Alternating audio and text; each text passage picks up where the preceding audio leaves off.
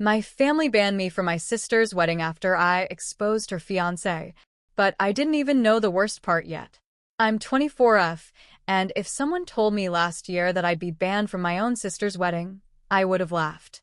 My sister, 29F, and I have always been close. She braids my hair when I'm sad. I show up to her work functions just to cheer her on. All that sisterly stuff. But then she got engaged to Ethan. Let me be clear. He was not some charming prince who fooled everyone. He was the kind of man who looked polite on the surface but had this stillness underneath. Like a pond has something dead at the bottom. It started small. Strange late-night calls. Locked drawers. Whispering into his phone even when my sister was in the next room. And the way he looked at people, too long, like he was memorizing weaknesses instead of faces. One night I stayed over and heard him come home at 1:14 a.m. whispering, "She won't ask again. I'll take care of it." Not angry. Not guilty. Just calm. Like saying he'd pick up milk tomorrow. My stomach dropped. The real nightmare started when my sister left her phone on the counter and a notification popped up from someone named Bunny Cherries.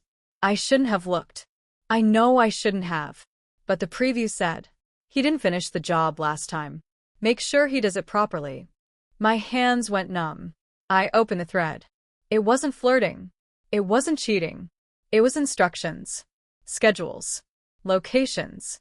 And then my sister's name next to the word compliance. I confronted her. She cried. Ethan denied everything with that eerie calmness and said I was trying to destroy their happiness out of jealousy. My sister banned me from the wedding. She said I was ruining everything. She blocked my number.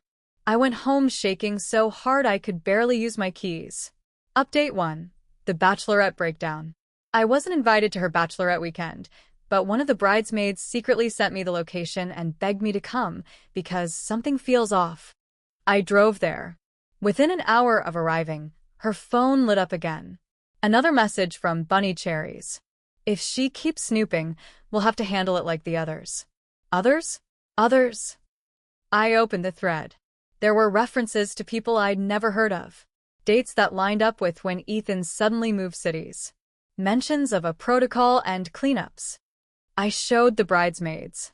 They went silent like the air had been punched out of them. My sister walked in. She saw us staring at her phone. She screamed at me until her voice cracked and kicked me out. She sent me one final text. "You're dead to me. Don't come to the wedding." It felt like someone punched me in the chest. Update 2. The wedding day twist, the part that still haunts me. The wedding was at 2 p.m. At 12:47 p.m. I got a call from an unknown number. A woman's shaky voice whispered, "You don't know me, but I'm the one he calls Bunny. Please listen before he finds out I called." I sat down. She told me Bunny wasn't her name. She wasn't a mistress. She wasn't a friend. She was documenting him. Because Ethan had a pattern. Women who dated him would go missing. Disappear completely. Reports filed. Cases closed. Evidence lost. She said he had a way of making women obedient, and if they weren't, they were handled. She said, "Your sister isn't marrying him. She's being trapped by him. And you are right to be afraid." I drove to the venue as fast as I could. When I got there, guests were outside whispering. The ceremony had been paused. Inside, the groom was gone. He had walked into the bathroom 20 minutes before the ceremony and never came back out. He left behind his suit jacket, his phone, and an empty ring box. The officiant found my sister on the floor, holding the bouquet, like it was the only thing keeping her alive. The wedding was called off. The police got involved. And Ethan? He vanished so cleanly, it was like he'd been planning it. Update 3. The letter. A week passed. My sister moved in with my parents and hasn't slept through a night since.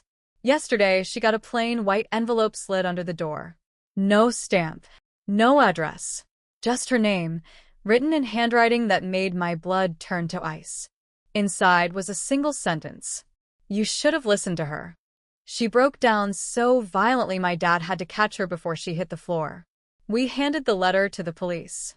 They acted calm. Too calm. Like they already knew who he was. Now, every creak in the house at night sounds like a footstep. Every car that slows down outside makes my heart slam into my ribs. I don't think he ran. I think he's waiting. And I think banning me from the wedding saved my life.